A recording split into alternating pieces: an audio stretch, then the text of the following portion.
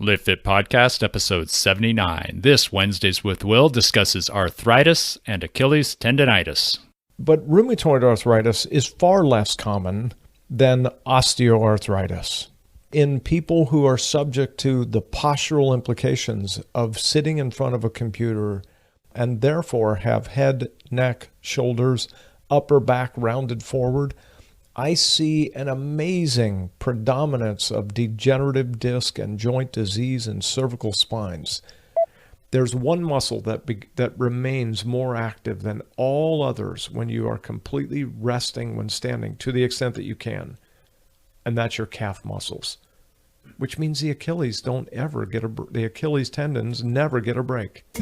Welcome to the Live Fit Podcast with Glenn Johnson, your resource for all things that contribute to good health. You will hear expert advice and interviews with leading authorities on fitness, food, fat loss, mindset, and the mind-body connection. You will find show notes, articles, and health programs at livefitpodcast.com. Yes, it is time for the Live Fit Podcast once again. This is episode 79, and this is another Wednesdays with Will, where Dr. Harden is going to tell us about arthritis, rheumatoid and osteoarthritis. He's also going to answer a listener question about Achilles tendonitis, what causes it, what it means, and what can be done about it. Coming from somebody who has suffered from Achilles tendonitis, I definitely have some sympathy for the difficulty in letting a problem like this heal, because when you have a tendonitis, generally it's an inflammation, and when something swells up in the body, because there's not very much room in there, it starts rubbing again and more, and is never able to truly heal because it's always having some sort of push against it and maybe even movement. So getting over a tendonitis is pretty difficult, especially one on the leg where we need our legs so often to move. And I'm forever telling you guys to get out there and move and walk and stand. If you can sit, you can stand. If you can stand, you can walk. If you can walk, you can run. So, hey, push it a little bit further. Unless you have an injury that needs to recover, then you actually do need to give it a rest, because so many people try to shortcut that and say, oh, I can't go 4 weeks without running. So what happens? They end up going 2 weeks without running, then they run, hurt it again, then they have to go 8 weeks without running, and then they maybe get in it too soon, or it still was too bad to heal, so then they're out again. So they end up being out of it for 6 months because they wouldn't take the advice of basic rest and recovery. Hey, before I get on with my interview with Dr. Will Harden, I'd like to just say, if you've never left a review for this show, I would certainly appreciate it. People browsing, looking through shows will read those reviews, and if they like what somebody says or people say about a show, they're much more likely to listen to it. And if people listen to the stuff, then maybe they can start changing some of their habits to live a healthier, fitter, freer life. Maybe they'll share it and help their friends and their family also live fit and free. So, what do you say? Hop onto iTunes, Stitcher, or wherever you're listening to it. I have a how-to on the bottom of every one of my show notes page if you're unsure of how to leave a review, but it's pretty self-explanatory should you want to give it a try. Well, I thank you in advance, and I will be happy to read your reviews once they come in, so everybody else can hear what you have to say.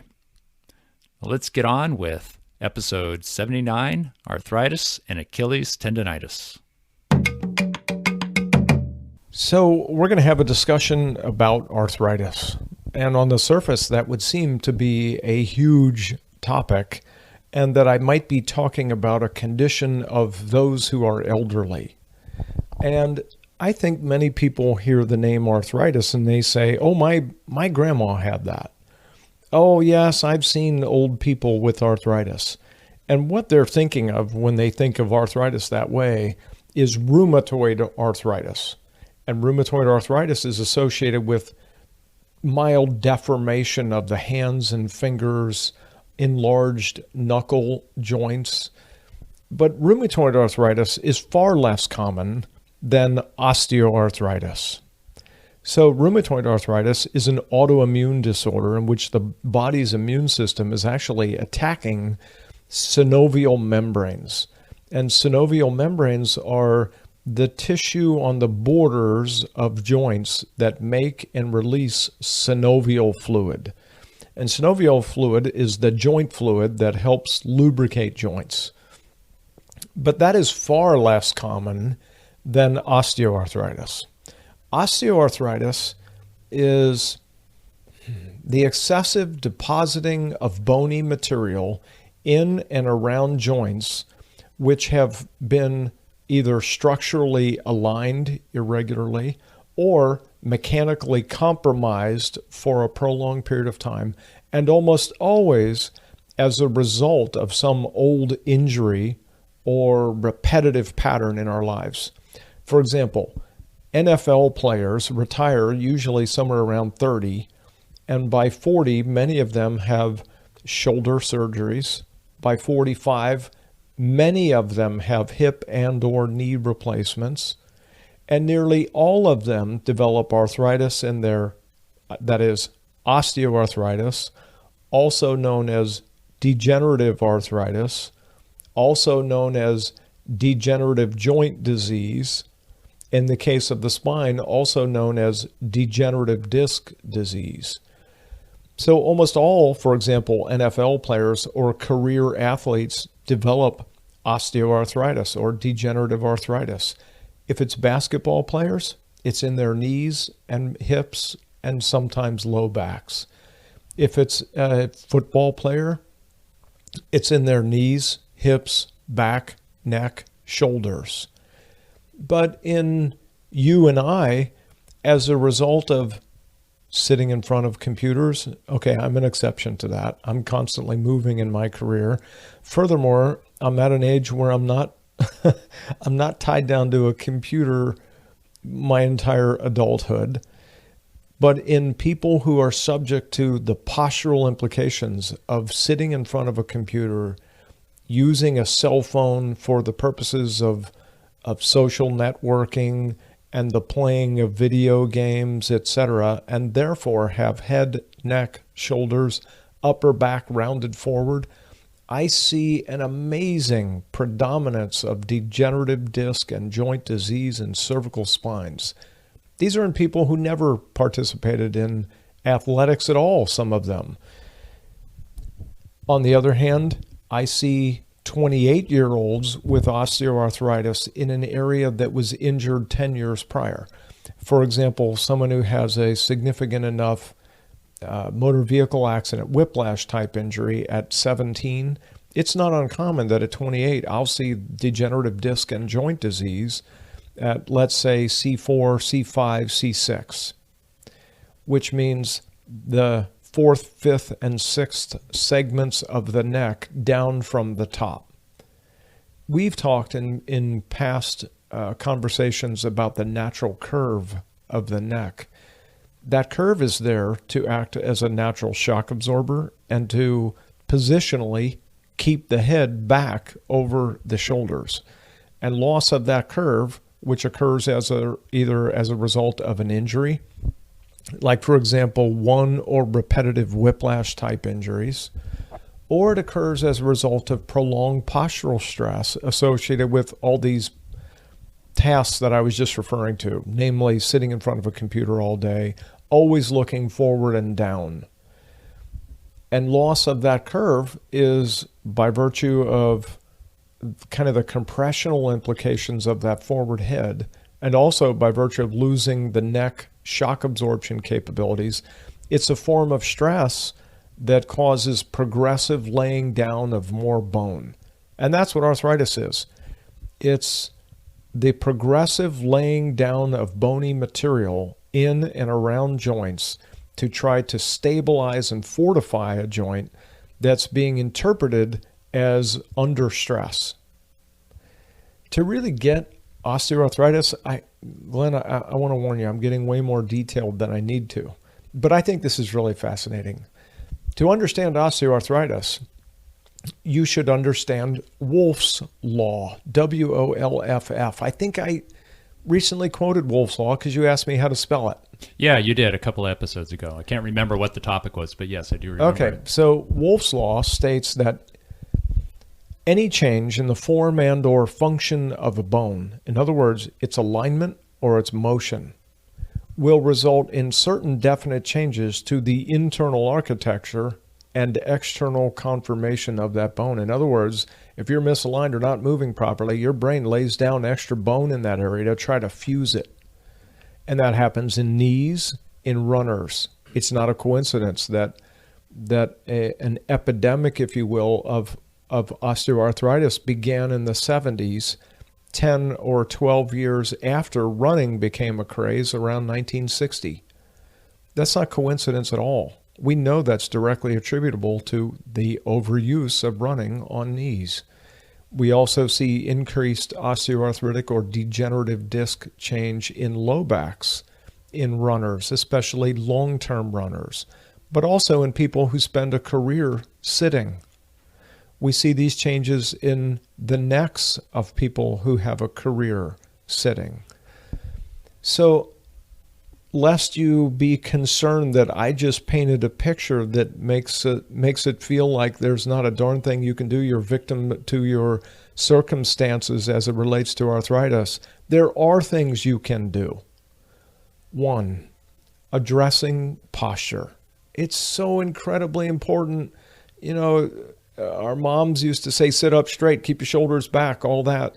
The truth is, to a degree, though their methods may not have been effective, they were right. Your posture really matters. I think I'm going to sit up straighter. And specifically, when sitting, ideally when sitting or standing, i.e. anytime you're upright, you would have your ears over your shoulders. That is, a plumb line drop from your ears should hit your shoulders. But for most people, if you watch them sitting, certainly if they're in front of a computer or on their phone, you will see that a vertical line, a plumb line drop from their ears is usually hitting their lap, which means this 10 to 12 pound head is being carried out in front of the body. Now, picture yourself for a second resting your elbow on a counter in front of you, and you're holding a bowling ball, 10 to 12 pounds, the weight of the human head. Now, bend your elbow such that that bowling ball is being held out farther. You'll immediately feel the kind of the compressional strain in your elbow, and you'll feel your bicep muscle engage. Now imagine holding it that way all day. I don't need to tell you, you couldn't do it. Your bicep could not handle that kind of strain. Now picture yourself holding that bowling ball with your forearm, still with elbow planted on the counter, with your forearm completely vertical, pointing toward toward the ceiling. Holding that bowling ball in that position, I assure you, I bet you could hold out 15, 20, 30 minutes doing that. Because the bowling ball is balanced on the long axis of your forearm, right? You don't need a whole lot of muscle action to keep it here. And that applies to the weight of the head. If your head is forward, the muscles from the base of the skull and the back of the neck down to your shoulder blades are constantly contracting. And that constant contraction is creating a compressive effect on the neck, which stresses the discs. So good posture is such that your head is moved back on a horizontal plane to get the ears back over the shoulders. So here's a kind of an interesting perspective. If you sit and let yourself completely slump and slouch, such that your upper back and your low back are all rounded and your head is way far forward, you cannot get your ears over your shoulders without everything else underneath straightening itself. So relative to good posture, as it relates to osteoarthritis long term, all you really have to do is move your head back such that your ears are over your shoulders, and everything else underneath will take care of itself. So first order of business with osteoarthritis, due to prolonged sitting being a primary cause of a lot of the osteoarthritis I see, is to improve your posture. You were about to ask me something. And I'm wondering if I just missed your explanation. How does arthritis, or how is bad posture affecting arthritis? Is it fusing joints together?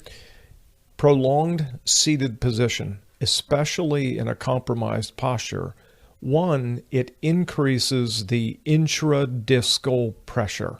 That means the pressure from the inside out within the discs. Gotcha. The discs are the pads of cartilage between the vertebrae that act as spacers and shock absorbers. And with prolonged sitting, and I mean, when I say prolonged, I don't mean for a couple hours, I mean for a career. It is very common to see premature advanced degenerative disc disease, i.e. a form of osteoarthritis, in people in their mid to late 30s. And having proper posture while sitting reduces that intradiscal strain and therefore reduces the likelihood of the onset of premature osteoarthritis.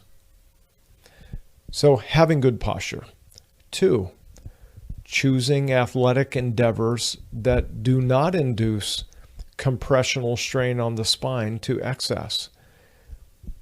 I always like to support a patient in whatever it is they choose to do to alleviate their stress, gain fitness, stimulate cardiovascular health, prolong their life, etc. But just a little word of caution. I believe that the compressional implications of running are such that we are meant to run with great regularity, especially on cement surfaces, only until we are, I'm going to say 35 years of age. Because during the first 35 years of our lives, we are relatively anabolic. We're building, we're getting better and bigger and badder and stronger and tougher. But sadly, after 35 years, we are relatively catabolic, meaning we're essentially breaking down. And we know that the compressive implications of running are such that it does make you more susceptible to osteoarthritic changes, as I mentioned, in the knees, but also the spine. In truth, I'm not nearly as worried about the development of advanced osteoarthritic changes of the knees as I am of the spine, because in reality, not to sound flippant about it, but you can always get a new knee. But you can't get a new spine. There is no such thing as a spine replacement. And when excess bone grows around the vertebrae, since the vertebrae tightly protect and surround the spinal cord and nerve roots, there's not any extra room for bone deposit. As bone deposits into channels where nerve roots move through on their way to and from the spinal cord, that creates nerve compression. Right? And that's very serious. And yes, there are surgeries for that, but no such thing as a spine replacement. So, arthritis. I'm going to go back to the idea of what can we do to address it. I think nutritionally, it is important to consider cartilage health. And we don't suspect, we know that something called glucosamine sulfate does increase the activity of a type of cell called a chondroblast. Chondroblasts are the cells that produce cartilage. And if you ever broke off a chicken drumstick or a turkey drumstick, you see that at the end of that bone, it's kind of a whitish gray, glistening, super slippery surface. That's cartilage. And that cartilage helps keep the ends of bones where they rub together nice and smooth in their articulation. And osteoarthritis is marked by wear and tear on the cartilage that roughens that surface. So anything you do that smooths that surface, that is, anything that causes the production of more cartilage, is good for it. And we know that glucosamine sulfate at 1,500 milligrams a day does stimulate cartilage growth. It stimulates increased chondroblastic activity. And we know that because if you radioisotopically tag glucosamine sulfate and watch what happens after someone swallows it, within a reasonably short period of time, we see that it's concentrating in joints. Some people ask about, what about chondroitin sulfate? And what about MSM? And What about glucosamine hydrochloride? First of all, there's far less research that glucosamine hydrochloride is clinically effective compared to glucosamine sulfate. And I'm not even saying that it's not, only that almost all the research showing the benefit of glucosamine was glucosamine sulfate. And historically, I have heard many, many people say they took glucosamine, granted, hydrochloride, and that they did not see much effect. And they get it at, Walmart and Costco. And the truth is, glucosamine hydrochloride is way more common on the store shelf than glucosamine sulfate. And I conjecture that that's because glucosamine hydrochloride is easier to make, therefore less expensive, therefore more common. Glucosamine sulfate, the therapeutic dose is 1,500 milligrams a day, and it's critical that you read the back label of any nutritional product you take, because it's common to see on the front label, it will say glucosamine sulfate, 1,500 milligrams. Then you turn that bottle around and read the little print, and it says 3 tablets supply. And worse yet, sometimes it'll say 6 tablets supply, 1,500 milligrams, in which case you would take 6 of those a day. So I like either a 750 or a 500 milligram capsule of glucosamine sulfate. You take it all at once. The body can't assimilate that much all at once. It doesn't spill out. It does go to joints. And most people who take it in 4 to 6 weeks will feel it if they otherwise have a tendency for joint pain. MSM. But the glucosamine will help resist arthritis. Yes, and even to some degree, people that have existing arthritis will notice marked improvement. You might have to be patient and take it for 6 or 8 or 10 weeks. However, it is promoting the growth of cartilage and is therefore good for addressing existing symptoms, if not helping to prevent progression. Now, the discs in between the vertebrae are not cartilage, correct? They are in part cartilaginous. So glucosamine could help? Yes. There's reason to believe that it could, in fact, help with disc degeneration as well. Nice. And you know my issue, my facet joints rub, and Very as far as I know, appropriate. there's no cartilage there. Is that correct? There is cartilage. There That is. is called There's a a little bit. diarthrodial joint. It's encapsulated by what's called a joint capsule. It has synovial fluid in it, and it is a cartilaginous surface, the facet. I've never seen it on any of the models I've played with. Oh, yes. It indeed is. Okay, good. So MSM is methylsulfonylmethane. And basically, MSM is used for people with fibromyalgia, arthritis, chronic pain, quote, rheumatism. And it's basically a form of organic sulfur. And many people do swear that it helps. And I would conjecture it's because it's a source of sulfur. And sulfur is an important component of cartilage. And therefore, if you had a deficiency of sulfur in your system and you took MSM, chances are you'll see improvement in chronic joint pain. Is it actually promoting cartilage growth? I can't answer that with certainty. I can only tell you that it does seem to help many people with arthritis. I believe that glucosamine sulfate is more directly effective at addressing degenerative joint disease than MSM, which I think of as more as a way to ameliorate pain, a way to address pain. The third thing nutritionally used for arthritis is chondroitin sulfate. And often you'll see a combination of either glucosamine and chondroitin or glucosamine, chondroitin, and MSM. And whereas I am not opposed to taking glucosamine sulfate, it's kind of like this.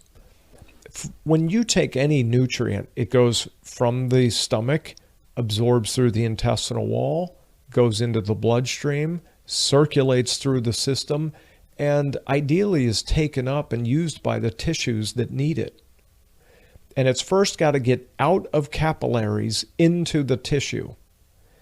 It is believed, I'm going to give you an analogy, that the size of the pores of your capillaries are about that of a golf ball. Glucosamine sulfate is the size of a marble, so it easily gets out of the pores of the capillaries. But chondroitin sulfate is the size of a baseball. Therefore, I believe without question it is highly debatable whether chondroitin sulfate can even get into the joints.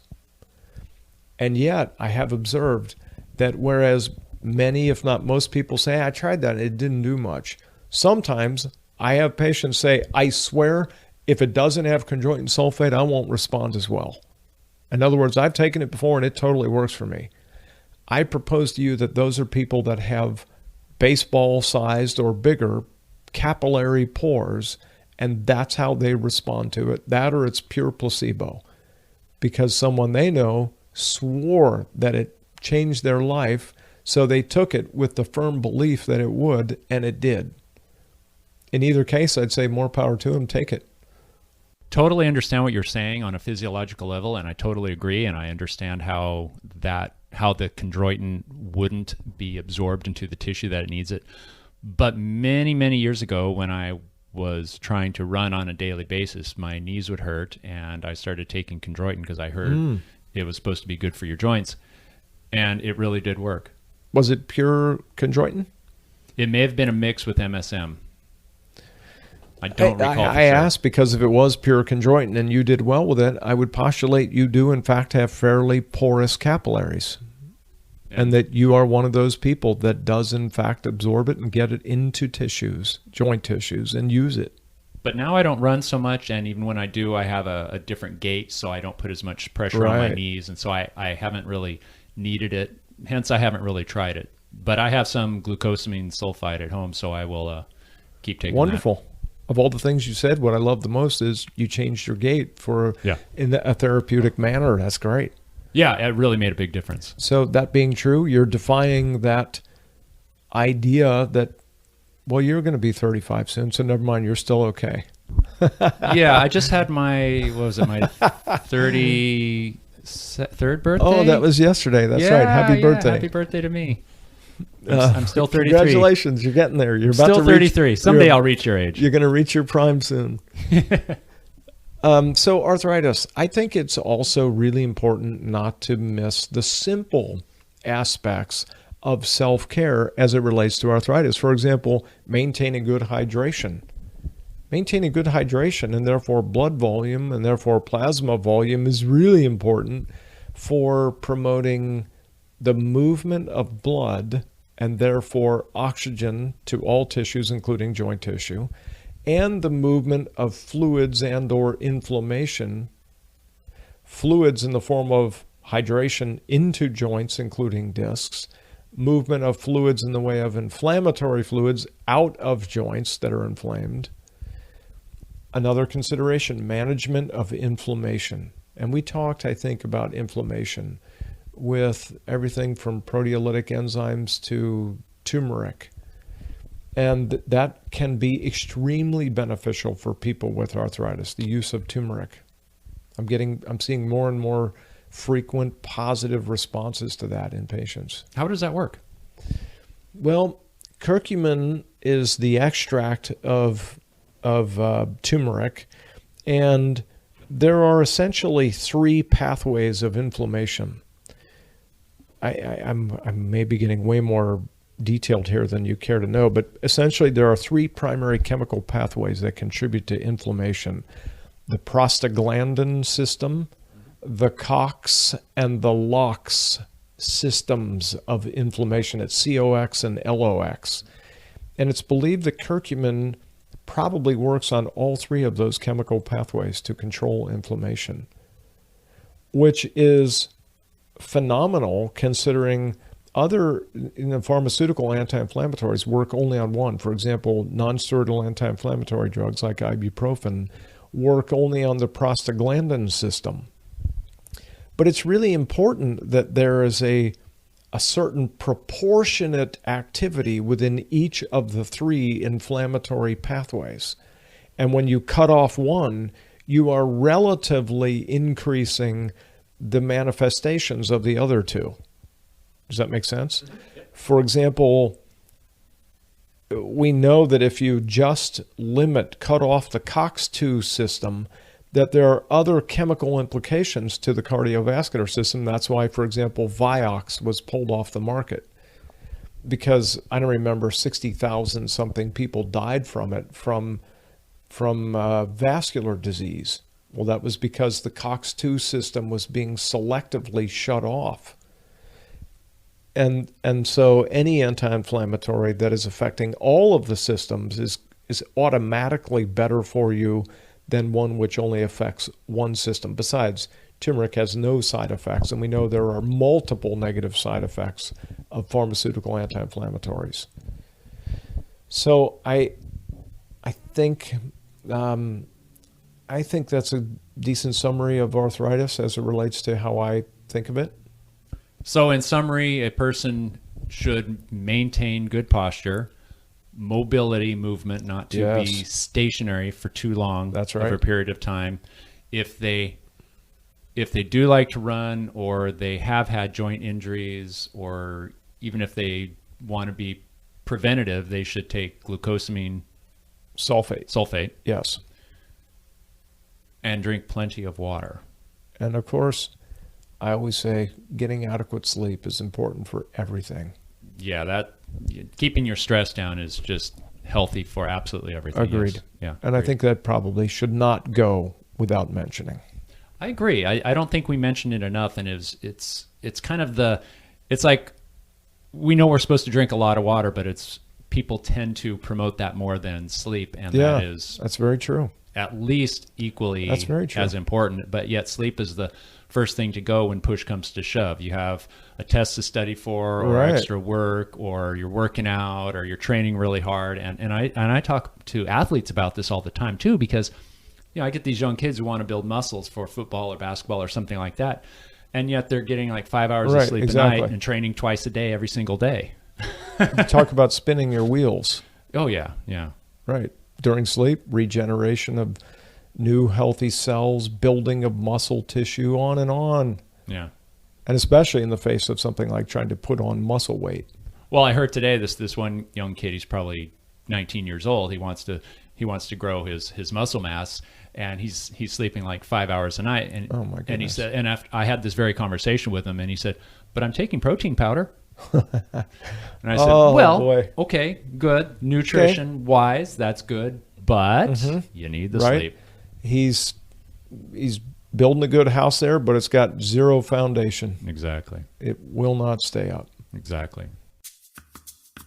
You are listening to the Live Fit Podcast. You can find more information about this episode, plus Live Fit's weight loss, health improvement programs, and coaching at livefitpodcast.com. See you there.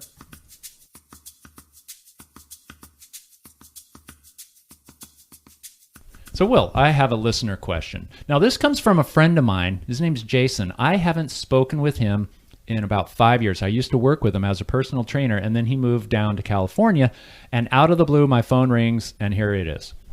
And he had a question for me about Achilles tendonitis. He said he has been suffering from this for a couple of years and trying to treat it, and probably not giving it ultimately enough rest, but he's had physical therapy, which included Grafton.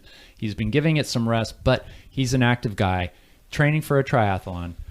He cycles and he runs, but he's been reducing that in order to give it rest. Do you have any recommendations on anything else he can do other than do nothing? Yeah, so stage one of Achilles tendonitis would be to control the inflammation by icing it, elevating it, resting it. But Achilles tendonitis can become a very chronic condition. What causes Achilles tendonitis? Nobody really knows, but we could postulate it's from either overuse or chronic tension within the Achilles tendon. The Achilles tendon is nothing other than the strap that attaches the calf muscles to the heel and then wraps underneath the bottom of the foot and really kind of integrates itself into the arch of the foot.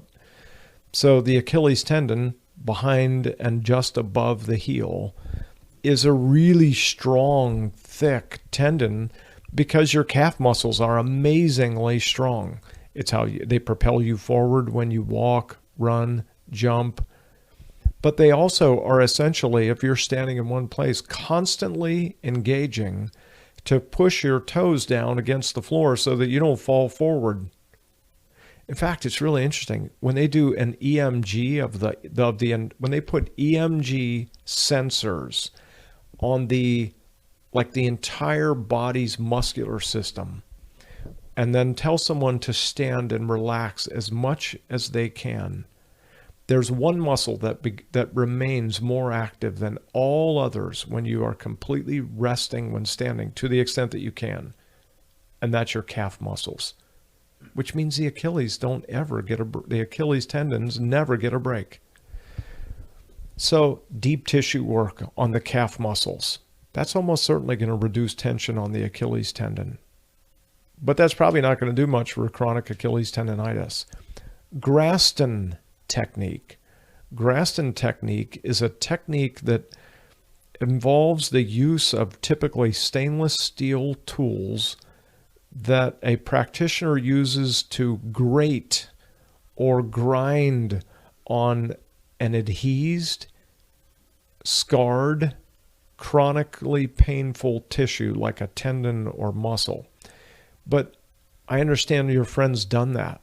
So if that hasn't worked, the next thing to do for a hamstring tendonitis, sometimes chronic back muscle spasm, chronic knee problems, and yes, Achilles tendonitis would be a therapy called prolotherapy. Prolotherapy has been around for a couple decades at least, and it initially was the injection of sugar water into a tendon or muscle that has some kind of scarring, adhesion, or tension. And it stimulates proliferation of healthy new tissue. However, prolotherapy has really evolved quite a bit in the last 5 to 8 years, and now the more commonly used technique is called PRP, which is platelet-rich plasma. So your blood is withdrawn, small amount of it, it's spun, the platelets are concentrated, and then they are injected, in this case, into the Achilles tendon. And it's believed that that causes the release of stem cells into this chronically irritated or adhesed or tense tendon. And that stimulates the rapid regeneration of healthy new cells. And often in one treatment with this PRP, a chronic tendonitis will clear. Sometimes it takes 2 or 3 and rarely even more, but usually 1 to 3 treatments of platelet-rich plasma injection prolotherapy will markedly improve or resolve these. In the meantime, if you can reduce chronic tension on the Achilles, it's good for it. So light stretching of the calf, the use of heel lifts to raise the heel, to kind of put some slack into the Achilles tendon can be symptom relieving. Proper arch supports, wearing forgiving shoes in terms of a wide toe box and good arch support is very wise with a chronic Achilles tendonitis. Very nice, very nice. Thank you. Yeah, he's a firefighter, so he can't really rest it too much. That is for sure. But I imagine he does wear some boots with a heel, and that's hopefully true. The toe box is big enough. Good point. If he can rest on his days off, that's the bonus. So his next step would be the PRP or prolotherapy. Sounds good. I'll make sure he gets the message. Wonderful. Thank you, Will. Indeed. Thank you for listening to this episode of the Live Fit Podcast. Please subscribe and share with someone you care about. Read show notes, articles, resources, and learn more about our weight management programs at livefitpodcast.com. Once again, thanks for listening, and always remember to live fit.